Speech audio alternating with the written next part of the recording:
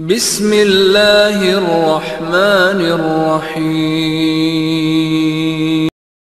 برادران اسلام، دینی اور ملی بھائیوں، نوجوان دوستوں، احباب اور بزرگوں، قابل احترام ماں اور بہنوں، عزیز بچوں، اللہ تبارک و تعالیٰ کی فضل و کرم سے، اس کی توفیق سے کتاب التوحید کے درس کا جو سلسلہ چل رہا ہے، اس درس کا جو موضوع ہے پچھلے ہفتوں سے، وہ ہے اللہ تبارک و تعالیٰ کی توحید کی طرف لوگوں کو بلانا۔ جیسا کہ بار بار یہ مسئلہ آیا کہ سب سے پہلا کام، سب سے پہلا واجب جو بندے پر ہوتا ہے وہ یہ ہے کہ وہ اللہ تبارک و تعالیٰ کو پہچانے، اللہ تعالیٰ کی توحید کو جانے کہ عبادت صرف اور صرف اللہ تبارک و تعالیٰ کی ہونی ہے، جو کچھ بھی دنیا میں ہوتا ہے وہ اللہ تبارک و تعالیٰ کی ربوبیت کا حصہ ہے، اور جتنے بھی اللہ تبارک و تعالیٰ کے اسماء اور صفات قرآن میں، سنت میں آئے ہوئے ہیں صحیح دلائل میں، وہ اللہ تبارک و تعالیٰ ہی کا حق ہیں، کسی اور کی ساجھیداری اور شراکت ان چیزوں میں نہیں ہے۔ تو سب سے پہلا واجب بندے پر یہ ہے کہ اس توحید کا علم حاصل کرے، توحید کو سیکھے، اور اس کے بعد دوسرا کام ہے اس توحید کو اپنی زندگی میں برتے، توحید پر قائم رہے، زبان سے، عمل سے، سلوک سے، کردار سے۔ اور اس کے بعد پھر تیسرا کام ہے اللہ تعالیٰ کے بندوں کو اس توحید کی دعوت دے، توحید کی طرف بلائے، اور یاد رکھیں کہ یہ ایسی ہی، یہ ترتیب ایسی ہی رہے گی، اس میں کوئی آگے پیچھے کرنا درست نہیں ہے، ممکن نہیں ہے، درست نہیں ہے، جائز نہیں ہے۔ یعنی ایسا نہیں ہو سکتا ہے کہ ایک آدمی کو جذبہ ہو جائے، شوق ہو جائے کہ چلو اللہ کے بندوں کو توحید سکھائیں گے، تو یہ جذبہ کافی نہیں ہے۔ توحید سکھانے سے پہلے سیکھنا ضروری ہے، توحید کا علم حاصل کرنا ضروری ہے۔ ہم نے آپ نے وہ آیت کریمہ بھی پڑھی ہے جس میں رب ذوالجلال نبی کریم صلی اللہ علیہ وسلم کو حکم دیتا ہے، فَاعْلَمْ أَنَّهُ لَا إِلَهَ إِلَّا اللَّهُ، آپ جانیے کہ اللہ تبارک و تعالیٰ کے سوا کوئی سچا عبادت کے قابل نہیں ہے۔ تو اگر نبی کریم صلی اللہ علیہ وسلم کو اللہ تعالیٰ کی طرف سے حکم ہو رہا ہے کہ آپ کو علم ہونا چاہیے، اس بات کا علم ہونا چاہیے کہ اللہ کے سوا کوئی سچا عبادت کے قابل نہیں ہے، کوئی حقیقت میں عبادت کے قابل نہیں ہے، تو اگر یہ بات نبی کریم صلی اللہ علیہ وسلم کے لیے ہے تو آپ کی امت کے لیے بدرجہ اولیٰ ہے۔ یعنی خصوصیت کے ساتھ ہمیں چاہیے کہ ہم بھی جانے پہلے کہ اللہ تبارک و تعالیٰ کے سوا کوئی عبادت کے قابل نہیں ہے، اس کا علم ہونا، اس کو سیکھنا، پڑھنا۔ اور آپ یہ بات جان لیں کہ بغیر سیکھے، بغیر پڑھے، بغیر علم حاصل کیے ہوئے کوئی علم نہیں حاصل ہو سکتا ہے، تو یہ بھی علم حاصل نہیں ہو سکتا۔ اللہ تعالیٰ کی توحید کو سیکھنا ہوگا، اللہ کی توحید کے دلائل سے، اللہ کے کلام کی آیات سے، اللہ کے نبی علیہ الصلوۃ والسلام کی حدیثوں سے، سنتوں سے، سلف امت نے جس طرح سے قرآن کریم سے توحید کو سیکھا، پڑھا، جیسے اللہ کے نبی علیہ الصلوۃ والسلام کی سنتوں سے توحید کی تربیت حاصل کی، اور پھر اس کے بعد وہ مضبوط ہوئے، اور یہ بھی رفتہ رفتہ ہوا۔ جو لوگ نئے نئے اسلام لائے تھے وہ شروع میں کچے تھے، مضبوطی، استحکام اس وقت تک انہیں توحید کے بارے میں نہیں تھا، رفتہ رفتہ خوب تربیت ہوئی، خوب توحید کا سبق بار بار پڑھایا گیا، بار بار دہرایا گیا، اور جگہ جگہ اللہ کے نبی علیہ الصلوۃ والسلام نے تربیت دی، سمجھایا، بنایا، سجایا، سنوارا، اور پورے طور پر توحید سے، توحید کی تعلیم سے، توحید کی تربیت سے انہیں پورے طور پر مستحکم کر دیا، ٹھوس کر دیا، انہیں ہر طرح کی شرک سے، شرک کے چھوٹے بڑے ذرات سے، بڑے شرک سے، چھوٹے شرک سے پورے طور پر پاک صاف کیا، تزکیہ کیا۔ جب تزکیے کی بات آئے نا تو آپ اس بات کو سمجھ لیں کہ تزکیے کی فہرست میں تزکیہ مطلب صفائی کرنا، تزکیہ نفس جسے کہا جاتا ہے، نفس کو پاک صاف کرنا۔ جب یہ لفظ آتا ہے تو عام طور پر لوگوں کا ذہن کہاں چلا جاتا ہے؟ لوگوں کا ذہن چلا جاتا ہے اچھے اخلاق، اچھے کردار، نوافل، تسبیحات، اذکار، اچھی باتیں، بری باتوں سے اپنے آپ کو بچانا۔ ان تمام چیزوں کی طرف چلا جاتا ہے. یقیناً یہ چیزیں ہیں تزکیے کے اندر، لیکن یہ فہرست میں بعد میں آتے ہیں. سب سے پہلے اس نفس کو، اس طبیعت کو، اس دل کو اس آلائش سے پاک کرنا ہے جو شرک کی آلائش ہے، جو کفر کی گندگی ہے، جو نفاق کی برائیاں ہیں، اور اللہ تعالیٰ کی توحید میں خلل ڈالنے والے جتنے بھی جراثیم ہیں، جتنی بھی ملاوٹیں ہیں، جتنی بھی گند ہیں، جتنی بھی کدورتیں ہیں، ان تمام آلائشوں سے، تمام چیزوں سے اس دل کو پاک صاف کرنا ہے. آپ کوئی بھی قرآن کریم کی تفسیر اٹھا کر کے دیکھیں جو سلفی منہج، سلف امت صحابہ کرام اور تابعین کے نقش قدم پر چلنے والے علماء کرام نے لکھی ہیں، تو آپ کو اس آیت کریمہ کی تفسیر میں ملے گا قد افلح من تزکا یا قد افلح من زکاہا، دونوں، اور اس طرح کی اور بھی جو آیتیں ہیں اللہ کے نبی علیہ الصلوۃ والسلام کی فریضہ منصبی کے سلسلے میں کہ آپ کیا کیا منصب لے کر کے آئے تھے. یتلو علیہم آیاتہ ویزکیہم ویعلمہم الکتاب والحکمہ. جب ان آیتوں کی آپ تفسیر پڑھیں گے تو آپ کو اس مسئلے پر کہ اللہ کے نبی تزکیہ فرماتے تھے، اپنی امت کو صاف ستھرا کرتے تھے، انہیں ماجھ کر، انہیں گھس کر چمکاتے تھے، سیقل کرتے تھے، تو اس فہرست میں سب سے پہلی چیز کیا ملے گی آپ کو؟ اخلاق کی اصلاح بعد میں، کردار کی اصلاح بعد میں. سب سے پہلے کس چیز کی اصلاح ہوتی تھی؟ اللہ تبارک و تعالیٰ کی توحید میں جو شرک داخل ہو گیا تھا. اور یہی بات صحیح ہے کہ اصل توحید ہے، شرک داخل ہوا ہے بعد میں، شرک طاری ہے، شرک بعد میں چلا آیا، دھمک گیا، اور اللہ تبارک و تعالیٰ کی مرضی کے مطابق نہیں، اللہ تعالیٰ کی مشیت کے مطابق یہ ہوا. لیکن یاد رکھیں کہ اصل دنیا میں توحید ہے، اصل کائنات میں توحید ہے، اصل انسانیت میں توحید ہے. یہ شروع ہے، یہ آغاز ہے، یہ فرسٹ ون ہے. یہ بالکل سٹارٹ کہاں سے ہوا ہے؟ اس کائنات کا آغاز کہاں سے ہوا؟ توحید سے ہوا. بعد میں بگاڑ آیا، اور وہ بھی ہم نے آپ میں پڑھا ہے اور آگے مزید پڑھیں گے انشاءاللہ تبارک و تعالیٰ کہ 1000 سال تک اس دنیا میں جو بھی اللہ کے بندے، انسان، جن بستے تھے، ان میں کہیں ایک ذرے کے برابر بھی شرک نہیں تھا، ایک ذرے کے برابر بھی شرک نہیں تھا. خالص توحید ہی پر ساری انسانیت قائم تھی، کوئی ملاوٹ نہیں تھی. تو بات یہ چل رہی تھی کہ جب تزکیے کی بات آئے گی نا، صفائی کی، صاف ستھرا کرنے کی، تو اس فہرست میں سب سے پہلے کیا چیز آئے گی؟ انسان کے دل کو، انسان کے نفس کو، انسان کی طبیعت کو، اس کے ذہن کو، اس کے فکر کو، ہر طرح کی وہ آلائشیں، وہ گندگیاں جو اس کے ایمان میں ہیں، جو اس کے عقیدے میں ہیں، جو اس کی توحید خالص کی عبادت میں، اخلاص عبادت کے عقیدے کے اندر شامل ہو گئی ہیں. شرک بالکل ختم ہو جانا چاہیے، کفر ختم ہو جانا چاہیے، نفاق ختم ہو جانا چاہیے. کسی بھی طرح سے اللہ تعالیٰ کی بندگی کا کوئی بھی جز کسی غیر اللہ کے لیے نہیں ہو سکتا. اس کی کوئی تفریق نہیں، ادنا ہو کہ اعلیٰ ہو. اللہ تبارک و تعالیٰ کے ہاں اس کا مقام معمولی ہو یا بلند ہو، کوئی تفریق نہیں. جانداروں کی بےجانوں کی کوئی تفریق نہیں. اللہ تبارک و تعالیٰ کے محبوبوں کی اور اللہ تعالیٰ کے یہاں جو مبغوض ہیں، جن سے اللہ تبارک و تعالیٰ کو نفرت ہے، ان میں بھی کوئی تفریق نہیں ہے.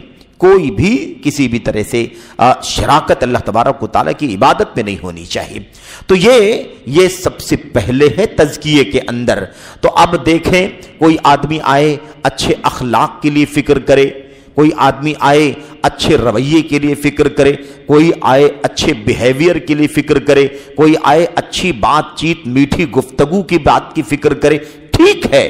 لیکن میرے بھائیوں، یہ پہلے نمبر پر نہیں ہے، کیونکہ اس کا کوئی فائدہ نہیں ہے اگر عقیدہ صحیح نہ ہو جائے، توحید خالص نہ ہو جائے، بندگی صرف اللہ تبارک و تعالیٰ کے لیے مختص نہ ہو جائے، تو ان تمام چیزوں کا کوئی فائدہ ہونے والا نہیں ہے.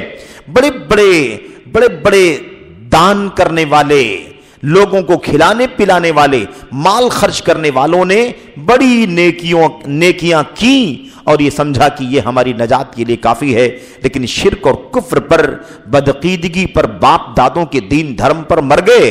ان کا انجام یہ ہوا اور ہوگا، یعنی اللہ کے نبی علیہ الصلوۃ والسلام نے بیان کر دیا، اور عملی طور پر قیامت کے دن ان کا انجام یہ ہوگا کہ وہ ہمیشہ ہمیش کے لیے دہکتی بھڑکتی ہوئی آگ کا حصہ بن جائیں گے.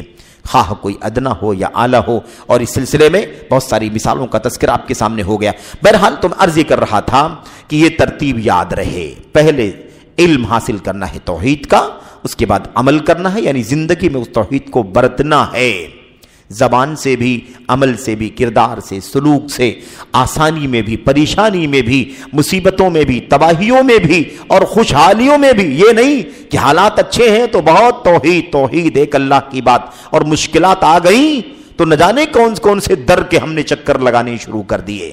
میرے بھائیو یاد رکھیں، اس بات کو امت کے اسلاف نے بیان کیا ہے، تعرف الی اللہ فی الرخاء یعرفک فی الشدہ۔ اللہ تبارک و تعالیٰ سے اپنی پہچان آسانیوں میں رکھو تو مشکلوں میں بھی اللہ تبارک و تعالیٰ تمہیں پہچانے گا۔ تو یہ ہمیشہ ہونا چاہیے، ہمیشہ جو رب، جو اللہ، جو معبود حقیقی ہماری آسانیوں میں ہماری ذمہ داریاں، ہمارے مسائل کی دیکھ ریکھ کرتا ہے، پریشانیوں میں بھی وہی کرتا ہے۔ اس لیے آسانیوں پریشانیوں کا کوئی فرق نہیں ہونا چاہیے، یہ ہماری اور آپ کی ذمہ داری ہے۔ اچھا، تو آپ نے جو باب پڑھا ہے پچھلے دروس میں، یہ کتاب التوحید کا 5واں باب ہے، کتاب التوحید کا 5واں باب ہے۔ وہ کیا ہے؟ باب الدعاء الی شہادت اللہ الہ الا اللہ۔ اس بات کا بیان کہ لوگوں کو ایک اللہ تعالی ہی سچا عبادت کے قابل ہے، اس بات کی گواہی دینا ہے، اس کی دعوت دینے کا بیان، اس کی دعوت دینا ہے۔ اور ہم نے اس سلسلے میں 2-3 آیتیں اس سے پہلے کے دروس میں پڑھی ہیں۔ آج جو ہمارے سامنے ہے موضوع، جو دلیل ہے، یعنی جو نصوص ہیں، ان میں اللہ کے نبی علیہ الصلوۃ والسلام کی ایک حدیث ہے، صحیح بخاری کی، مسلم کی اور دیگر کتابوں کے اندر وہ روایت موجود ہے۔ اس کے اندر اللہ کے نبی علیہ الصلوۃ والسلام نے کیا پیغام دیا ہے، کیا مضمون سمجھایا ہے، ہمیں اور آپ کو بہت ہی گہرائی کے ساتھ اس حدیث پر غور کرنے کی ضرورت ہے۔ اور میں گفتگو کروں گا انشاءاللہ تبارک و تعالیٰ اس آیت کریمہ، اس حدیث کا مضمون ہم سے کیا کہتا ہے، اور آج امت کی موجودہ صورتحال کیا ہے، بہت ساری مسلم تنظیموں کا کیا حال ہے، اسلامی جماعتوں، فرقوں اور دھڑوں کا کیا کام ہے، بہت بڑے بڑے داعیوں کا کردار کیسا ہے، ان کا کردار کہاں ہے، اور اللہ کے نبی علیہ الصلوۃ والسلام کی حدیث کا پیغام کیا ہے۔ ہم ذرا انشاءاللہ تبارک و تعالیٰ زمین پر اتر کر ان حدیثوں کو پرکھیں گے، پڑھیں گے، تاکہ ہماری اور آپ کی اللہ تبارک و تعالیٰ اصلاح فرما دے۔ اور یہ حدیث ہے نبی کریم صلی اللہ علیہ وسلم کی، ہمارے لیے دعوت کے میدان میں، ارشاد کے میدان میں، تبلیغ کے میدان میں میرے بھائیوں مشعل راہ بن جائیں، روشنی بن جائے، اور اس کو ہم اپنے سامنے رکھیں، اور پھر اس کے بعد اللہ تبارک و تعالیٰ کی دین کی طرف، توحید کی طرف لوگوں کو بلائیں۔ تو عبداللہ ابن عباس رضی اللہ تعالیٰ عنہ کی روایت ہے، اور میں آپ کے سامنے پڑھوں، ہو سکتا ہے آج ہم اس کے مضمون کو، مفہوم کو سمجھیں، اور اس کے مسائل وغیرہ پر گفتگو انشاءاللہ تبارک و تعالیٰ اگلے درس میں ہو، کیونکہ حدیث لمبی ہے اور بہت سارے مسائل اس حدیث کے اندر ہیں۔ اور اللہ کے نبی علیہ الصلوۃ والسلام کی اس حدیث کو اور اس کے مضمون کو جب تک ہم اچھی طرح سے نہیں سمجھیں گے میرے بھائیوں، تب تک اس باب کی اس بنیادی حدیث کو ہی نہیں سمجھیں گے۔ اس لیے ضروری ہے کہ اس حدیث کے مضمون کو اچھی طرح سے سمجھیں۔ عبداللہ ابن عباس مروی ہے عن ابن عباس رضی اللہ تعالی عنہما ان رسول اللہ صلی اللہ علیہ وسلم لما بعث معاذا الى اليمن قال له انك تأتي قوما من اهل الكتاب فليكن اول ما تدعوهم اليه شهادة ان لا اله الا الله وفي رواية للبخاري الى ان يوحدوا الله فإنهم أطاعوك لذلك فأعلمهم أن الله افترض عليهم 5 صلوات في كل يوم وليلة فإنهم أطاعوك لذلك فأعلمهم أن الله افترض عليهم صدقة تؤخذ من أغنيائهم فترد على فقرائهم فإنهم أطاعوك لذلك فإياك وكرائم أموالهم واتقي دعوة المظلوم فإنه ليس بينها وبين الله حجاب رواہ البخاری و مسلم۔ یہ صحیح بخاری، مسلم اور دیگر کتابوں کے اندر روایت موجود ہے۔ آپ یہ بھی سوچ رہے ہوں گے کہ جب اس کا ترجمہ پڑھنا ہی ہے، اس کے معنی مفاہیم کو سمجھنا ہی ہے، تو ان کی عربی عبارت کو پڑھنے کی کیا ضرورت ہے؟ ہمیں اس عربی سے کیا لینا دینا ہے؟ ہمیں تو اس کا مفہوم جاننا ہے، اس کا ترجمہ سمجھنا ہے، اس کی تفسیر سمجھنی ہے، اس کی شرح جاننی ہے۔ تو میں اس سے بھی اس شبہے کا بھی ازالہ کرنا چاہتا ہوں کہ میرے بھائیوں، میرے بزرگوں، یہ بھی ایک فتنہ امت کے اندر آ گیا۔ فتنہ میں اس لیے آپ کے سامنے کہہ رہا ہوں کہ واقعی فتنہ ہے، واقعی فتنہ ہے، اور یہ فتنہ دھیرے دھیرے اس طرح سے بڑھتا جا رہا ہے کہ اب اصل جو نصوص ہیں اللہ کے دین کے نصوص، قرآن کریم کی وہ آیات اور اللہ کے نبی علیہ الصلوۃ والسلام کی وہ حدیثیں جو اللہ کے نبی علیہ الصلوۃ والسلام کی زبان مبارک سے نکلی ہیں، لوگ کہتے ہیں اسے پڑھنے کی کیا ضرورت ہے، ترجمہ کافی ہے، مفہوم کافی ہے۔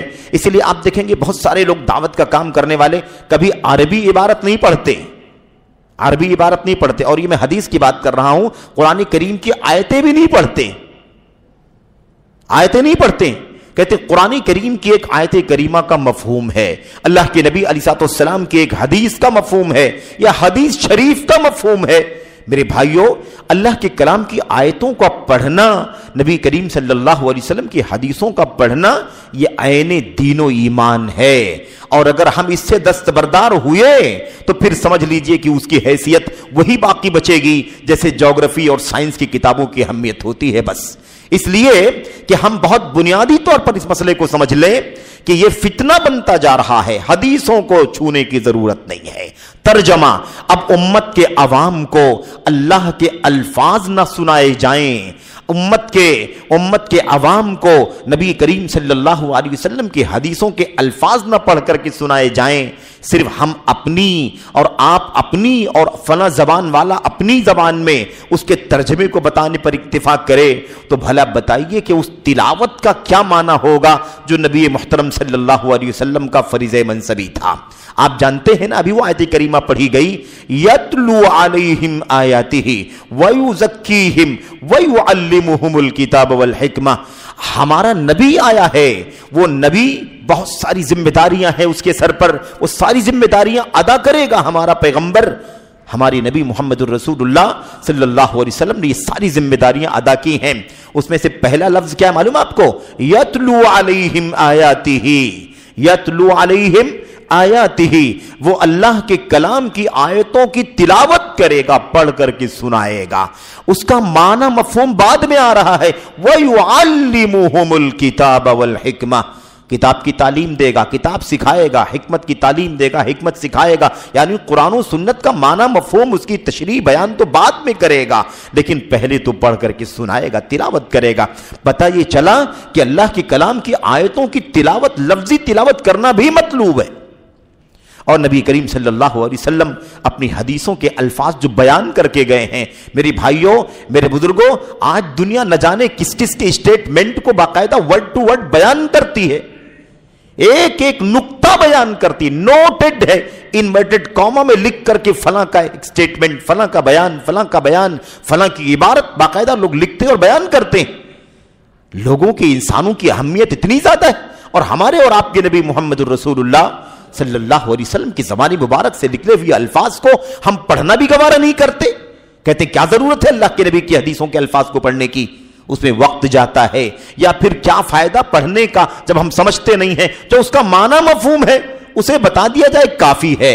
یہ ایک فتنہ ہے، یاد رکھو، امت کو اللہ کے کلام کے الفاظ سے جڑنا، نبی محترم صلی اللہ علیہ وسلم کی سنت کے حدیثوں کے الفاظ سے جڑنا بھی ضروری ہے، تاکہ، اور میں تفصیل میں چونکہ نہیں جانے کا موقع ہے، آپ اگر بہت زیادہ باریکی میں نہ جائیں، بالکل سرسری طور پر بھی جاننا چاہیں نا، تو آپ کو اندازہ لگے گا ابھی اسی حدیث کے اندر کہ الفاظ کو پڑھنے کا فائدہ کیا ہوتا ہے، اور الفاظ کے ڈفرینس سے کیا ڈفرینسز ہو جاتے ہیں، کیا چیزیں بدل جاتی ہیں، اس لیے الفاظ کو پڑھنا ضروری ہے۔ دوسری بات، خاص بات یہ ہے کہ ہمارے بیچ میں بہت ساری ایسی کتابیں ہیں جو اردو زبان میں موجود ہیں، اردو زبان میں موجود ہیں، ٹرانسلیشن موجود ہے اس کا، بعض کتابیں صرف ٹرانسلیٹڈ ہیں، اس کا اصل ٹیکسٹ نہیں ہے ساتھ میں، اور بعض کتابوں کا ٹیکسٹ بھی ہے اور ساتھ میں ٹرانسلیشن بھی ہے، لیکن میرے بھائیوں، میرے بزرگوں، وہ ترجمے، وہ ٹرانسلیشنز جب اس کا اصل ٹیکسٹ نہ ہو، متن نہ ہو، تو پھر یہ خرد برد کرنے میں بڑا آسان ہوتا ہے، اس کے معنی کیا ہیں، اس کا ترجمہ کیا ہے، جب اصل لفظ سامنے نہیں رکھا گیا تو ایک آدمی عام حالات میں جان بھی نہیں سکتا کہ اس کا ترجمہ، کس لفظ کا ترجمہ کیا کیا جا رہا ہے۔ تو اس سے بھی بچنے کے لیے نبی کی سنتوں کے الفاظ کو، میرے بھائیوں، ہمیں ہمیشہ اس سے جڑ جانے کی ضرورت ہے۔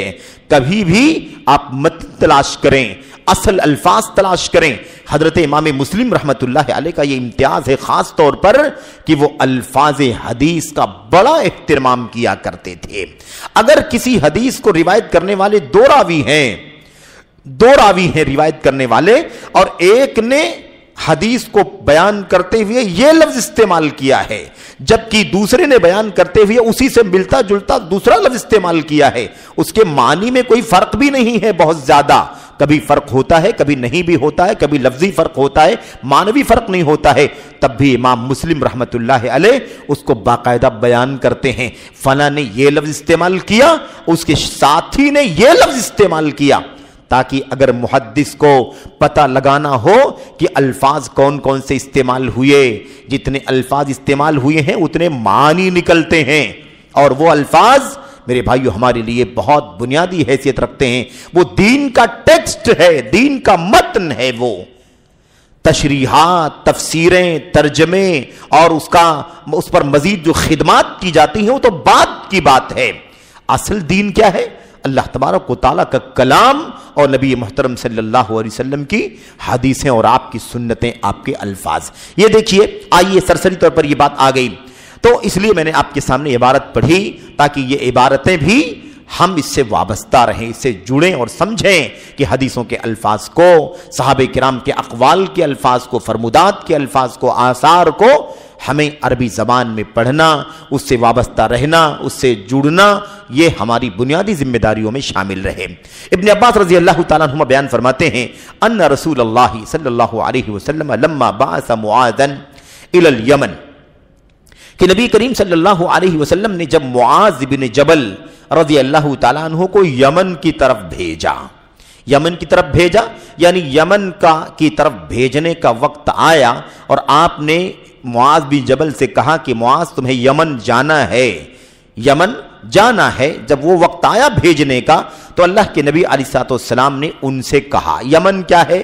یمن آج بھی ہم جانتے ہیں ایک ملک ہے پورے طور پر جزیرے عرب کے، سعودی حکومت، مملکت سعودی عربیہ یا پورے جزیرے عرب کے جنوب میں، یعنی دکن کی جانب، جنوبی سمت میں ایک مستقل ملک ہے جسے یمن کے نام سے جانا جاتا ہے، اور اللہ کے نبی علیہ الصلوۃ والسلام کے زمانے سے ہی یہ مسئلہ موجود ہے۔ البتہ بعض علاقے، بعض شہر یا بعض ٹکڑے ملک کے کبھی اس ملک میں آ گئے، کبھی اس ملک میں چلے گئے، یہ تو ہوا ہے، لیکن یمن مستقل طور پر ایک ملک جزیرے عرب کے جنوب کی سمت میں واقع ہے۔ مثال کے طور پر نجران کا علاقہ کسی زمانے میں یمن میں تھا، لیکن آج وہ سعودی عرب کا حصہ ہے۔ سعودی عرب کے جنوب کی ریاستوں میں سے ایک ریاست ہے، ایک منطقہ ہے جس کا نام ہے نجران، جبکہ نجران اللہ کے نبی صلی اللہ علیہ وسلم کے زمانے میں یمن کا حصہ تھا۔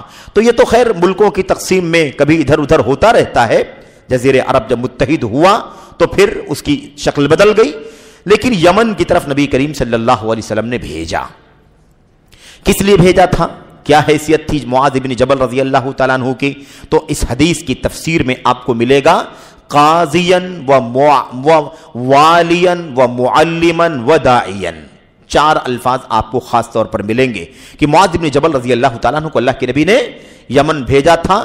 نمبر ایک، قاضی کی حیثیت سے، جج کی حیثیت سے، کہ وہاں جو اسلامی مسائل پیش آئیں گے ان میں جو بھی اختلافات ہوں گے، جو بھی مسائل پیش آئیں گے اس کا تم حل پیش کرنا، کوئی مسئلہ پیش آئے گا تو تم اس مسئلے میں، اس قضیے میں فیصلہ کرنا۔ اور والی یعنی بحیثیت ذمہ دار، والی کا مطلب بحیثیت ذمہ دار اللہ کے نبی صلی اللہ علیہ وسلم نے بھیجا تھا۔ اور معلم، سکھانے والا، تعلیم دینے والا بنا کر کے بھیجا تھا۔ وہ داعین، لوگوں کو اللہ کے دین کی طرف بلانے والا بنا کر کے بھیجا تھا۔ یہ حیثیت تھی حضرت معاذ بن جبل رضی اللہ تعالیٰ عنہ کی۔ اچھا اب دیکھیے اس میں روایت میں کیا ہے، جب آپ کو معاذ بن جبل کو یمن بھیجنا ہوا تو آپ نے ان کو بلایا، قال لہو، اور آپ نے انہیں سمجھایا، ان سے کچھ باتیں کہیں۔ تو یہ ہے حدیث کا اصل میں معنی کہ اللہ کے نبی صلی اللہ علیہ وسلم نے یمن بھیجتے وقت معاذ بن جبل کو کچھ اہم نصیحتیں فرمائیں تاکہ جس محاذ کے لیے معاذ بن جبل یمن جانے والے ہیں اس محاذ کو ادا کرنے میں، اس کو سنبھالنے میں کوئی مشکل پیش نہ آئے، کوئی دشواری پیش نہ آئے، بلکہ اس میں پوری کامیابی کے ساتھ وہ کیا ہو جائیں میرے بھائیوں، اپنے مشن میں کامیاب ہو جائیں، کوئی خلل نہ پیش آئے ان کے کام میں، دشواری نہ پیش آئے۔ ظاہر سی بات ہے اللہ کے نبی صلی اللہ علیہ وسلم سے زیادہ حکیم، آپ سے زیادہ دانا، آپ سے زیادہ بصیرت مند، آپ سے زیادہ فراست والا، آپ سے زیادہ گہری نگاہ، دور نگاہ کوئی ہو نہیں سکتا میرے بھائیوں، نبی کریم صلی اللہ علیہ وسلم نے۔ اور یہ سنت ہے ہمارے لیے نبی کریم صلی اللہ علیہ وسلم کی۔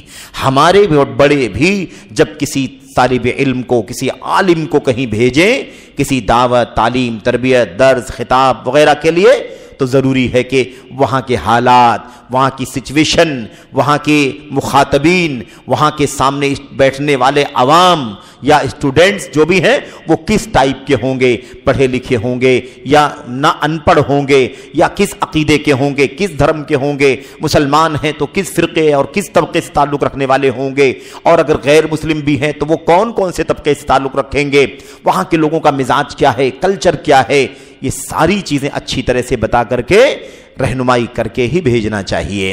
تو نبی کریم صلی اللہ علیہ وسلم نے معاذ بن جبل کو اتنا بڑا مشن دے کر کے بھیجا، تو آپ نے انہیں خصوصی تربیت اور نصیحت دے کر کے بھیجا، نصیحت کر کے بھیجا۔ اب آئیے دیکھتے ہیں، سب سے پہلے اللہ کے نبی نے کیا فرمایا، انک تأتی قوما اہل کتاب، تأتی قوما من اہل الکتاب۔ روایت کے الفاظ میں تھوڑا تھوڑا فرق ہے، کہیں انک تأتی قوما اہل کتاب، کہیں انک تأتی قوما من اہل کتاب، کہیں انک تأتی کے بجائے انک تقدم ہے، وغیرہ الفاظ کے کہیں کہیں اختلاف ہیں، کہیں کہیں کوئی معنی نہیں بدلتا، کہیں کہیں اس کا الگ مستقل معنی بھی بنتا ہے۔ دیکھیے کیا کہا، یقیناً تم ایک ایسی قوم کے پاس جا رہے ہو جو اہل کتاب ہیں، تم ایک ایسی قوم کے پاس جا رہے ہو جو کون ہے، اہل کتاب ہیں، یعنی یہود و نصارہ ہیں، یعنی یمن جہاں آپ جا رہے ہو یمن میں یہود و نصارہ ہیں جن سے تمہارا سابقہ ہونا ہے، تمہارا سامنا کس سے ہوگا، یہود و نصارہ سے۔ اس کا مطلب صرف یہ نہیں ہے کہ یمن کے اندر صرف یہودی عیسائی ہی بستے تھے، بلکہ معنی یہ ہے کہ بڑی تعداد یہود و نصارہ کی تھی، بالمقابل مشرکین کے، بت پرستوں کے مقابل یہود و نصارہ کی تعداد وہاں بڑی ہے، اس لیے عام جو بڑی تعداد ہے اسی کی طرف اللہ کے نبی علیہ الصلوۃ والسلام نے اشارہ کیا۔ دوسری چیز یہ ہے کہ جو چند مشرکین تھے، یعنی ان کے مقابلے مشرکین جو کم تھے، ان کا تذکرہ اللہ کے نبی نے اس لیے بھی نہیں کیا کیونکہ مشرکین سے کیسے گفتگو کرنی ہے، ان کے کیا عقائد ہیں، ان کے کیا افکار و نظریات ہیں، اس سلسلے میں تو معاذ ابن جبل رضی اللہ تعالیٰ عنہ ایسے بھی جانتے تھے جزیرے عرب میں رہ کر کے، لیکن اہل کتاب سے سابقہ ویسا نہیں تھا۔ دوسرا مسئلہ یہ ہے کہ مشرکین تو بت پرست ہیں، ہے نا، دیوی دیوتاؤں کی، زمین آسمان کے اللہ تعالیٰ کی مخلوقات کی پوجا کرتے ہیں، لیکن اہل کتاب کا مسئلہ مختلف تھا کیونکہ وہ ایک آسمانی دین کے حوالے سے دنیا میں جانے جاتے تھے۔ وہ موسیٰ علیہ الصلوۃ والسلام کی قوم ہے، وہ عیسیٰ علیہ الصلوۃ والسلام کی قوم ہے، وہ تورات والے ہیں، وہ انجیل والے ہیں، تو اس لیے ان کے پاس تو قرآن جیسے اللہ نے اتارا ایسے آسمان سے کتاب ان کے پاس تھی، تو اس لیے ان کے پاس جب تم کو کچھ اگر تم بات کرو گے، ان کے پاس کتاب ہے، وہ اپنی کتاب کے حوالے دینا شروع کر دیں گے، وہ موسیٰ علیہ الصلوۃ والسلام کی حدیثیں اور سنتیں پیش کرنا شروع کر دیں گے، عیسائی اپنی باتیں پیش کرنا شروع کر دیں گے انجیل کی اور عیسیٰ علیہ الصلوۃ والسلام کی۔ اس لیے اللہ کے نبی علیہ الصلوۃ والسلام نے خصوصیت کے ساتھ یہ بات سمجھائی کہ جہاں تم جا رہے ہو وہاں تمہارا سابقہ اہل کتاب سے ہونے والا ہے۔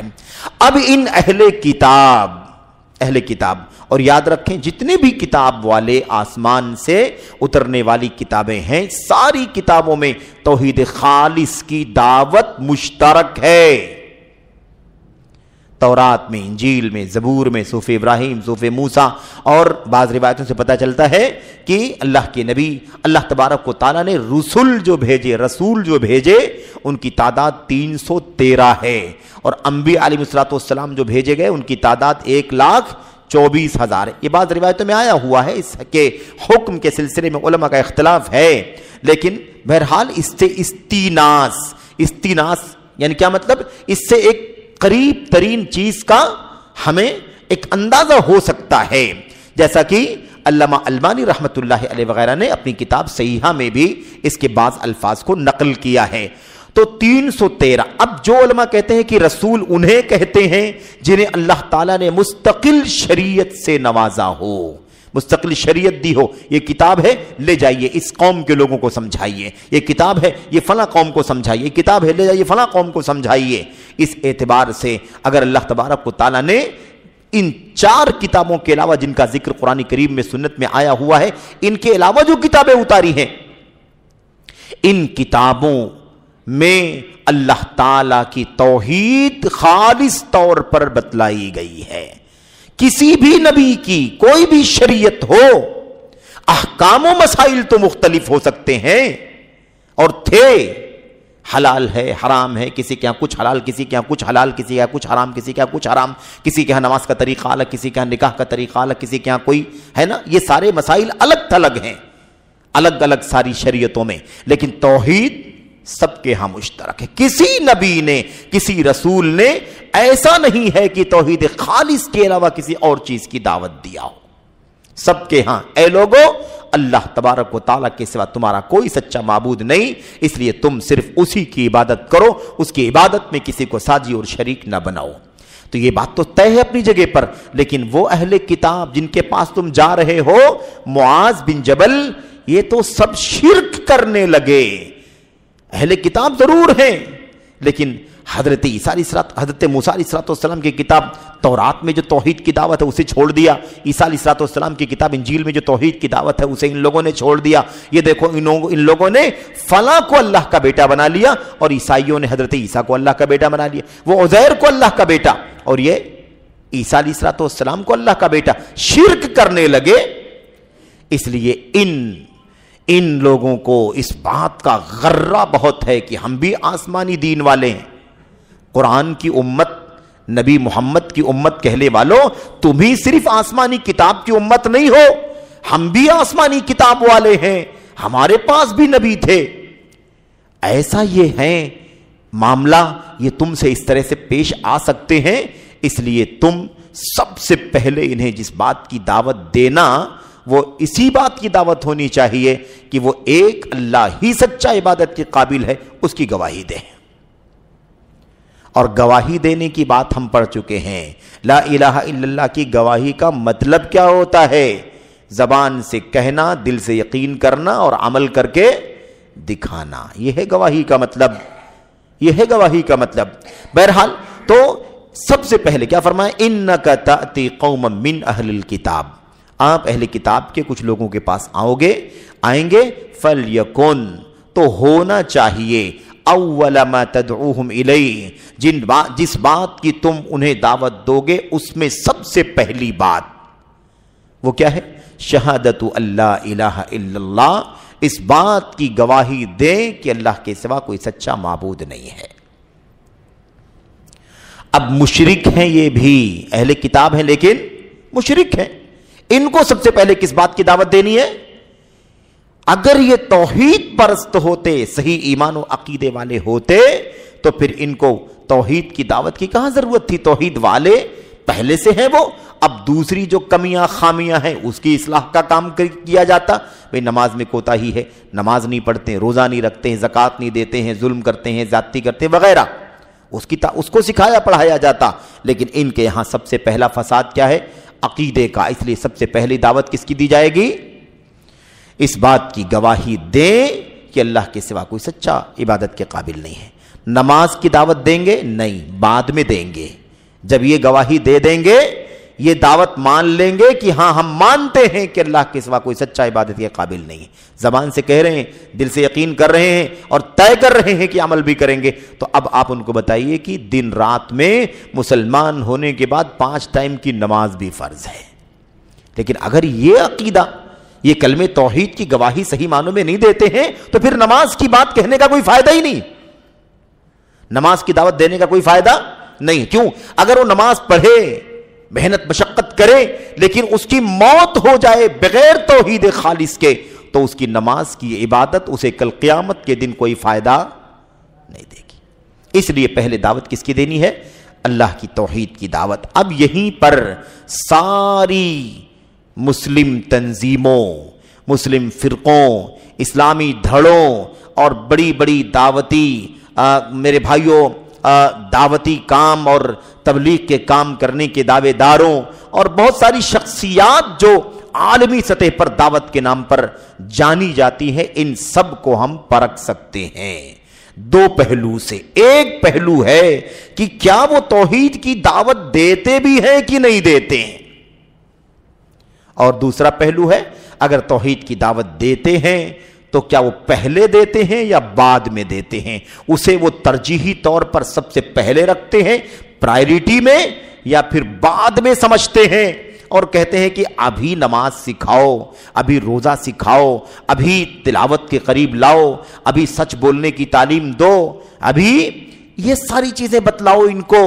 ابھی اللہ کی توحید کی بات مت کرو ان کے سامنے. ایک اللہ کی عبادت کرنا، شرک نہیں کرنا، یہ نہیں کرنا، بزرگ اور ان کی قبریں اور مزارات اور دیوی دیوتا اور ان تمام چیزوں کا نام نہیں لینا. ابھی نماز سکھاؤ، پہلے نماز کے قریب آنے دو، بعد میں توحید سکھانا. ابھی ان کو سچ بولنے دو، بعد میں نماز، بعد میں انہیں توحید سکھانا، بعد میں انہیں شرک سے آگاہ کرنا. میرے بھائیوں، اس پہلو، ان دونوں پہلوؤں سے ہم اسلام کے نام پر دعوت و تبلیغ کے کام کرنے والوں کا صحیح طور پر اندازہ لگا سکتے ہیں. کیا اس شرط پر کھرا اترتا ہے کوئی یا نہیں اترتا؟ کون ہے جو واقعی اپنی دعوت میں سب سے پہلی چیز توحید کی دعوت کو رکھتا ہے؟ اور ہم نے اس سے پہلے بھی کہا تھا اور آج بھی کہتے ہیں اور ہمیشہ کہ یہ امتیاز، یہ شرف اور یہ سعادت حاصل ہے جماعت اہل حدیث کو سلف سے لے کر کے خلف تک، آج تک اور انشاءاللہ تبارک و تعالی قیامت تک، کہ سب سے پہلے توحید کا علم حاصل کرنے والی یہ جماعت، سب سے پہلے توحید پرستی یعنی توحید کو برتنے والی یہ جماعت، اور سب سے پہلے توحید کی دعوت دینے والی یہ جماعت، ان کا کوئی ممبر، ان کا کوئی سٹیج، ان کا کوئی درس، ان کا کوئی مسند، ان کی کوئی مجلس اللہ تبارک و تعالیٰ کی توحید خالص کی دعوت سے خالی نہیں رہتی ہے. شرک کی تردید سے کوئی مجلس ان کی خالی نہیں رہتی ہے، اور یہ صرف اس لیے کہ یہی اساس ہے، یہی بنیاد ہے، یہی فاؤنڈیشن ہے. اگر یہی درست نہ ہوا تو پھر عمل کا پہاڑ بھی کھڑا کرنے کا کوئی فائدہ کسی کو حاصل نہیں ہوگا. اس لیے جماعت اہل حدیث کا امتیاز ہے. الحمدللہ میرے بھائیوں، میرے بزرگوں، یہ بھی آپ کے لیے امتیاز ہے. آپ کو کتاب التوحید پڑھنے والا کوئی نادر دکھائی دے گا، کتاب التوحید کا درس دینے والا آپ کو کوئی نادر دکھائی دے گا، بلکہ بہت سارے لوگ تو آپ کو میرے بھائیوں اس سلسلے میں مطعون بھی کرتے ہوں گے کہ یہ دیکھو امت میں اتحاد پیدا کرنے کی ضرورت ہے اور انہوں نے توحید کا مسئلہ چھیڑا ہوا ہے، پھر تو ساری جماعتوں میں انتشار اور زیادہ پھیل جائے گا. بات سمجھ میں آ گئی کہ نہیں آ گئی؟ یہ ہے حالت زار امت کے فرقوں کی، جو دعوت کے نام پر اپنے آپ کو سب سے زیادہ میرے بھائیوں نشیط اور ایکٹیو ظاہر کرنے کی کوشش کرتے ہیں. پورا نصاب دعوت آپ چیک کر کے دیکھ لیں، نصاب دعوت آپ چیک کر کے دیکھ لیں، آپ کو یہ آیتیں، یہ حدیثیں اور جو کچھ آپ کتاب التوحید کے نصوص دلائل پڑھ رہے ہیں، اس کا کوئی دور دور تک ذکر نہیں ملے گا. اور اگر کہیں سرسری ذکر آیا تو بس سرسری ہی آیا، اس کا کوئی پیغام، اس کی کوئی اہمیت، اس کی کوئی ترجیحی طور پر سب سے پہلے اس کو ہونا چاہیے، ایسا کوئی تصور، ایسی کوئی تعلیم آپ کو دیکھنے کو نہیں ملے گی. میرے بھائیو، یہ عام صورتحال ہے. تو سب سے پہلی دعوت توحید کی ہونی چاہیے. توحید سے اتحاد آئے گا. توحید نہیں آئے گی، قیامت آ جائے گی لیکن اتحاد نہیں آئے گا. اتحاد کے نعرے جھوٹے ہیں، اتحاد کے نعرے بے معنی ہیں، اتحاد کے نعرے صرف نعرے ہیں. جب تک توحید کی بنیادوں پر امت میں اتحاد پیدا کرنے کی کوشش نہ کی جائے، اتحاد کے جھنڈے اٹھائے جائیں، اتحاد کا بینر لگایا جائے، اتحاد کے اسٹیج لگائے جائیں، اتحاد کے نعرے لگائے جائیں، تقریریں کی جائیں، جلسے بڑے بڑے پیمانے پر منعقد کیے جائیں، لیکن توحید کا اصول ہی غائب ہو تو کہاں سے اتحاد پیدا ہوگا؟ اور یہی وجہ ہے کہ ساری انرجی ضائع ہو رہی ہے. میرے بھائیوں، کہاں سے اتحاد ہوگا؟ ایک شخص اللہ تبارک و تعالیٰ کے سوا کسی اور کے سامنے سجدہ کرنا حرام سمجھتا ہے، دوسرا اللہ کے اولیاء کی بارگاہ میں ہفتہ واری 15 روزہ ماہانہ سالانہ درشن کر کے غیر اللہ کے سامنے سر ٹیک کر کے سجدہ کرتا ہے۔ بھلا کہاں سے اتحاد ہوگا؟ وہ شرک کی راہ پر چلتا ہے، آپ توحید کی راہ پر چلتے ہیں، کہاں سے اتحاد ہوگا میرے بھائیوں میرے بزرگوں؟ اس لیے یہ کوشش تو بیکار ہے۔ یہ کوشش کیا ہے؟ بغیر توحید خالص کے یہ کوشش بیکار۔ کوئی رپورٹ بنانے کے لیے ضرور یہ کام کر سکتا ہے، کوئی نام کرنے کے لیے کام کر سکتا ہے، کوئی اگوائی ثابت کرنے کے لیے کام کر سکتا ہے کہ ہم نے اتحاد امت کے لیے بڑا بیڑا اٹھایا، بڑی انرجی لگائی، لیکن صحیح معنوں میں اس کا کوئی نتیجہ میرے بھائیوں نہیں نکل سکتا۔ اس لیے امت میں اگر اتحاد چاہتے ہیں ہم، ساری جماعت کے لوگ، ساری جماعتوں کے، سارے فرقوں کے ذمہ داران، قائدین، مؤسسین، بانیان اور اس کے اہلکار اگر چاہتے ہیں امت میں اتحاد ہو جائے، تو میں میرے بھائیوں اللہ تبارک و تعالیٰ کے کلام کی آیات اور نبی کریم صلی اللہ علیہ وسلم کی اس حدیث کی روشنی میں یہ پیغام اپنی ذات سے شروع کر کے سب تک پہنچانا چاہتا ہوں کہ میرے بھائیوں آؤ سب ٹٹولیں اپنے ایمان و عقیدے کو کہ کیا ہماری توحید خالص ہے؟ ہمارے یہاں خود کہیں ہمارے یہاں شرک کی ملاوٹ تو نہیں ہے، ہماری بڑوں کے ہاں تو نہیں ہے، ہمارے مولویوں کے ہاں تو نہیں ہے، ہماری کتابوں میں تو شرک نہیں لکھا ہوا ہے۔ یہ سب سے پہلی ذمہ داری ہے۔ پہلے توحید سیکھیں گے، توحید پر کو برتیں گے، زندگی میں اس پر عمل کریں گے، بعد میں اس کی دعوت دیں گے تو اس کا نتیجہ صحیح معنوں میں نکلے گا۔ لیکن ایک امت کا طبقہ شرک میں ہے، ایک قبر پرستی کرتا ہے، ایک مجاور بنا بیٹھا ہوا ہے، ایک چادر چڑھاتا ہے، ایک غیر اللہ کے سامنے ہاتھ اٹھاتا ہے، ایک غیر اللہ سے اولاد کا سوال کرتا ہے، ایک غیر اللہ کے در کا طواف کرتا ہے، جبکہ اللہ کے گھر کے سوا دنیا میں کوئی در نہیں ہے جس کا طواف کیا جاتا ہو، اور کوئی غیر اللہ سے ڈرتا ہے، کوئی غیر اللہ سے امید لگائے بیٹھا ہے، کوئی غیر اللہ سے فریاد کر رہا ہے، کوئی غیر اللہ سے پناہ چاہتا ہے۔ بھلا کہاں سے اتحاد ہوگا امت میں؟ اور معاف کیجئے گا میرے بھائیوں، افسوس کے ساتھ کہنا پڑتا ہے کہ جب ہم علم کی روشنی میں اس کا جائزہ لینا چاہتے ہیں، مختلف فرقوں کی کتابوں کو اٹھا کر دیکھتے ہیں، ان کے بڑوں کی سیرت و تاریخ پڑھ کر کے دیکھتے ہیں، تو افسوس ہمیں بہت بڑی خلا نظر آتی ہے، بہت بڑا خلا نظر آتا ہے۔ کھائی توحید میں خلل میرے بھائیوں، شرک کے اثرات، ذرات، تعلیم، دعوت، کردار میں اور ہر اعتبار سے اس کا چلن نظر آتا ہے۔ کہاں سے اتحاد پیدا ہوگا میرے بھائیوں؟ اسی لیے برسوں سے یہ کوششیں کسی بھی صورت میں بارآور نہیں ہے، ثمرآور نہیں ہے، نتیجہ خیز نہیں ہے۔ ہمیں ضروری ہے کہ ہم سب سے پہلے اس بات کا جائزہ لیں، اور کوئی بھی دعوت پہلے نہیں۔ نماز اللہ تبارک و تعالیٰ کو کلمہ توحید کے بعد سب سے زیادہ اہم اور محبوب ہے۔ اگر توحید نہیں ہے تو میرے بھائیوں نماز کا نمبر نہیں آئے گا، پہلے توحید اس کے بعد نماز۔ تو پتہ یہ چلا کہ نماز کی بھی دعوت نہیں دینی ہے، پہلے اس سے بھی پہلے کیا دینی ہے ہمیں؟ اللہ کی توحید کی دعوت دینی ہے۔ اے لوگوں ایک اللہ کی عبادت کرو، لیکن یہ سمجھانا پڑے گا۔ اب لوگ یہ بھی کہتے ہیں میرے بھائیوں کہ آخر توحید کی طرف دعوت دیں، ایمان کی طرف بلائیں، یہ کافی ہے؟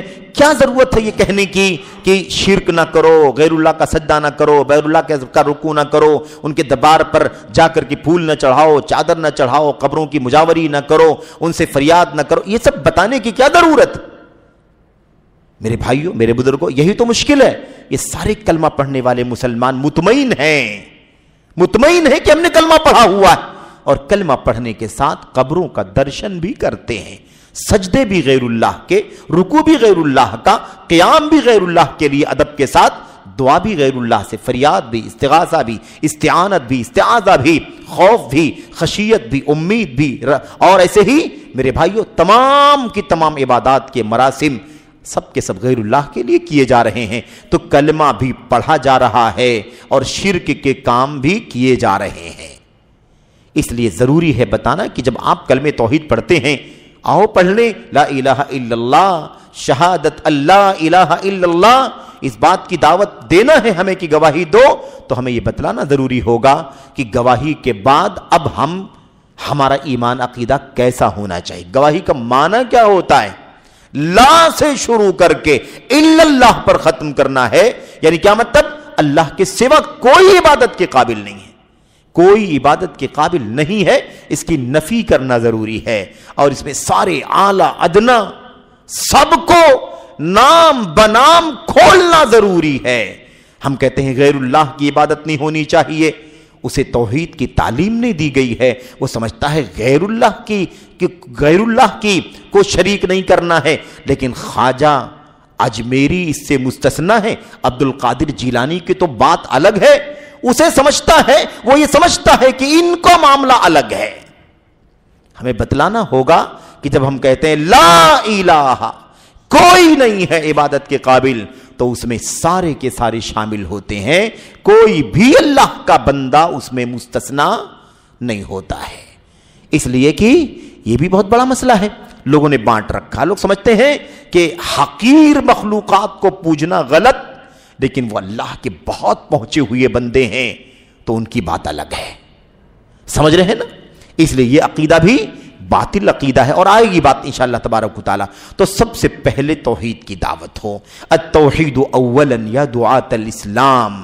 اس آیت کریمہ، ان آیات کریمہ جو گزری ہیں اور اس حدیث کی روشنی میں میرے بھائیوں امت کے علماء نے اور اس وقت معاصرین میں علامہ البانی رحمۃ اللہ علیہ نے مستقل ایک محاضرہ، یعنی ایک پوری تقریر لمبی اور اس کے بعد کتابچے کی شکل میں، مستقل رسالے کی شکل میں وہ مضمون موجود ہے، التوحید اولا یا دعاۃ الاسلام۔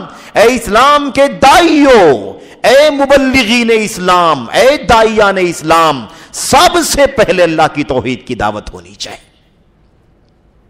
اولا التوحید اولا، توحید سب سے پہلے ہے، یہ ہمارا میرے بھائیوں مشن ہونا چاہیے، تاکہ اگر وہ توحید مان لینے کے بعد اگر دنیا سے چلا جائے تو اللہ تبارک و تعالیٰ بالآخر اسے جنت میں داخل فرما دے۔ نمازی ہے لیکن توحید سلامت نہیں ہے، وہ نماز اسے جنت میں نہیں لے جا سکتی۔ روزے دار ہے، صدقات خیرات کرنے والا ہے، دین داتا ہے، لیکن توحید اس کے یہاں نہیں ہے، اس کی توحید کا نہ ہونا اسے ہمیشہ ہمیشہ کے لیے جہنمی بنا دے گا، ساری نیکیاں اکارت ہو جائیں گی۔ اچھا، اس کے بعد ایک جملہ اور پڑھ لیں، پھر اس کے بعد ہم گفتگو ختم کرتے ہیں۔ وفی روایت، مصنف کیا کہتے ہیں؟ اور حدیث کی ایک اور روایت کے اندر الفاظ یہ آئے ہوئے ہیں۔ کون سے الفاظ آئے؟ اس حدیث میں کون سے الفاظ تھے؟ الہ شہادت اللہ الہ الا اللہ، شہادت اللہ الہ الا اللہ، سب سے پہلے اس بات کی دعوت دینا کہ گواہی دیں کہ اللہ کے سوا کوئی سچا عبادت کے قابل نہیں ہے۔ یہ ایک روایت کے الفاظ ہیں۔ بخاری شریف ہی کی دوسری روایت میں الفاظ کیا ہیں؟ الہ ان یوحد اللہ، الہ ان یوحد اللہ۔ اب اگر الفاظ نہ پڑھے جائیں نبی کریم صلی اللہ علیہ وسلم کے تو یہ فرق کیسے معلوم پڑے گا؟ آج ایک طبقہ چلا چلا کے کہتا ہے تم کیا توحید کی رٹ لگاتے ہو، توحید کا لفظ تو قرآن میں ہے نہ تو سنت میں ہے کہ نہیں؟ یہ دیکھو صحیح بخاری کے اندر ہے کہ نہیں ہے؟ الہ ان یوحد اللہ، سب سے پہلے تم جس بات کی دعوت دو گے ان اہل کتاب کو، وہ کس بات کی دعوت دو گے؟ الہ ان یوحد اللہ، کہ وہ اللہ کو ایک مانے، اللہ کی توحید کا اعتراف کریں۔ وحد یوحد توحید، یہی ہے توحید جو یوحد اللہ کہا گیا ہے۔ ایسا نہیں، اور ایسا بھی نہیں کہ یہی ایک حدیث ہے، بہت ساری حدیثوں میں توحید کا لفظ آیا ہوا میرے بھائیوں، موحدین کا لفظ آیا ہوا ہے نا؟ اور ہم نے اس سے پہلے بھی ذکر کیا تھا کہ قرآن کی آیت کریمہ اللہ کے نبی کی حدیثیں بھری پڑی ہوئی ہیں وحدہ لا شریک لہ کے لفظ سے، اور وحدہ کے معنی توحید کے ہوتے ہیں۔ اور یہاں پر دیکھیے تو کیا کہا؟ الہ ان یوحد اللہ، اس بات کی گواہی دینا کہ وہ اللہ کی توحید کا اقرار کریں، اللہ کو اس کی عبادت میں ایک جانیں، اس کی ربوبیت میں ایک جانیں، اسماء و صفات میں ایک جانیں۔ عبادت کسی اور کے لیے نہیں ہو سکتی، صرف ایک اللہ کے لیے ہو سکتی ہے، اس بات کا اقرار کریں، اعتراف کریں، اعلان کریں، دل کا یقین کریں اور ایسے ہی زندگی گزاریں۔ تم سب سے پہلے انہیں اس بات کی دعوت دینا۔ اب آپ دیکھیے الفاظ کا فرق ہم نے ذکر کیا تھا. الفاظ کے فرق کی بات میں آپ کو ختم کر رہا ہوں بس میں 1 منٹ میں انشاءاللہ تبارک و تعالی. الفاظ کا فرق پہلی روایت میں کیا ہے؟ گواہی دیں کہ اللہ کے سوا کوئی سچا عبادت کے قابل نہیں ہے. اب سارے لوگ کلمہ پڑھ رہے ہیں, سب گواہی دینے کی نہیں دے رہے؟ لا الہ الا اللہ, لا الہ الا اشہد ان لا الہ الا اللہ. اور اس کے بعد جمعرات کو درگاہ پہ جاتے ہیں کہ نہیں جاتے؟ وہاں پر سر جھکاتے ہیں کہ نہیں جھکاتے؟ وہ ساری چادریں پھولوں کی اٹھا کے اور ماربل کے سامنے سر کے پاس سر رکھ کر کے سجدہ کرتے ہیں, اور اشہد ان لا الہ الا اللہ بھی پڑھتے ہیں. تو اب یہاں تو یہ ہے کہ اللہ کی گواہی دو کہ اللہ کے سوا کوئی سچا معبود نہیں ہے, لیکن اس اگلی والی روایت کے الفاظ میں یہ کلیئر ہو گیا, اس گواہی کا معنی ایک دم کلیئر ہو گیا کہ اللہ کو ایک قرار دینا ہے, اللہ کی توحید کا اقرار کرنا ہے. تو اللہ کے نبی کی حدیث کے الفاظ جب پڑھے جائیں گے نا تو آپ کو باریکیاں کھل کھل کر کے باہر آئیں گی. اب گواہی دینے کا مطلب صرف یہ نہیں کہ زبان سے پڑھ لو لا الہ الا اللہ اشہد ان لا الہ الا اللہ, بلکہ اس کا معنی کیا ہے؟ اللہ تعالیٰ کو ایک قرار دینا ہے, اللہ کو ایک قرار دینا, عبادت میں وہ اکیلا, رکوع کے لیے اکیلا, سجدے کے لیے اکیلا, دعا کے لیے اکیلا, اور ساری عبادات میں وہ اکیلا حقدار ہے. توحید کو, اللہ کی توحید کا اقرار کریں. تو اب جب توحید کا لفظ آیا تو مسئلہ سمجھ میں آ گیا کہ اب اللہ تعالیٰ کی عبادت میں کسی بھی طرح کی کوئی شراکت اور ساجھیداری نہیں چل سکتی. تو اس لیے ہم نے شروع میں کہا تھا کہ اللہ کے نبی کی حدیث کے الفاظ بھی پڑھیں, اور دوسری چیز کیا ہے؟ وہ بھی اجر کا باعث ہے, ثواب کا باعث ہے. ٹھیک ہے, اللہ کے کلام کی آیت کریمہ کے ایک حرف پر 10 نیکی کم سے کم ملنے کا وعدہ کیا گیا ہے. وہ بات اللہ کے نبی کی حدیثوں کے بارے میں تو نہیں بیان کی گئی, لیکن وہ زمانے مبارک ہے نبی کریم صلی اللہ علیہ وسلم کی جہاں سے یہ الفاظ نکلے ہوئے ہیں. آپ سوچیں کہ ہمیں کتنی محبت کے ساتھ نبی کے الفاظ کو پڑھنا چاہیے. ہمارے اسلاف تھے محدثین کرام, وہ جب حدیث کے درس کے لیے مسند پر بیٹھتے تھے نا تو میرے بھائیو نئے کپڑے یا دھوئے ہوئے صاف شفاف کپڑے باوضو ہو کر کے, خوشبو لگا کر کے. کیوں؟ کیونکہ نبی تو ہمارے سامنے نہیں ہے, وہ دنیا سے جا چکے ہیں, لیکن جو باتیں ہم پڑھنے جا رہے ہیں وہ اسی نبی کی زبان سے نکلی ہوئی باتیں. بات سمجھ میں آ گئی کہ نہیں آ گئی آپ کو؟ اس لیے الفاظ صرف ترجمے پر, صرف تفسیر پر اور میننگ پر نہیں اکتفا کرنا ہے. اللہ کے نبی کی حدیثوں کے الفاظ کو اہمیت دو. جیسے دنیا کے میرے بھائیوں بہت سارے بڑوں کے الفاظ کی بڑی قیمت ہے کہ ان کے ورڈز کیا ہیں, ان کا ایگزیکٹ اسٹیٹمنٹ کیا ہے, ہم اس کی اہمیت سمجھتے ہیں. اور اللہ کے نبی کی حدیث کے بارے میں کہتے ہیں الفاظ کی کیا ضرورت, ترجمہ کافی. اس لیے یہ طریقہ غلط ہے کہ سارے الفاظ چھوڑ دیے جائیں. حدیث شریف کا مفہوم ہے, حدیث رسول کا مفہوم ہے, آیت کریمہ کا مفہوم ہے. یہ طریقہ مناسب نہیں ہے میرے بھائیوں. پھر تو ترجمہ, پھر تو اپنی بات ہماری بات, آپ کی بات ہماری زبان آپ کی زبان, بس اللہ کے نبی کی حدیثوں کو چھوڑ دیں گے ہم. اس طرح سے نہیں ہوتا. اور آپ سمجھ لیں کہ ان حدیثوں کے الفاظ سے جڑا رہنا ہمارے لیے کس قدر نفع بخش ہے.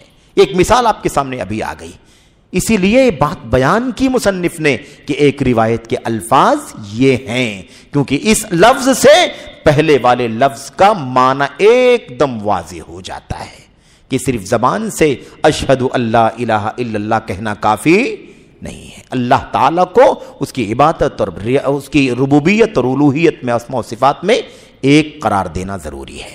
تو بہرحال بقیہ باتیں انشاءاللہ تبارک و تعالیٰ آئندہ ملاقات میں ہوں گی. اللہ سے دعا کرتے ہیں کہ اللہ تعالیٰ ہمیں, آپ کو, سبوں کو اپنی توحید خالص کو سمجھنے کی توفیق عطا فرمائے, اور دعوت کے مشن میں سب سے پہلا کام اللہ کی توحید کی طرف لوگوں کو بلانا ہونا چاہیے.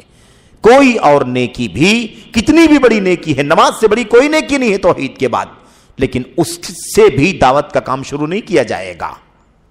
جیسا کہ عام طور پر آپ دیکھتے ہیں نا, نماز سے جوڑو, نماز سے جوڑو, نماز سے جوڑو, نماز سے جوڑو. میرے بھائی بغیر توحید کے نماز سے جوڑنے کا کیا فائدہ ہے؟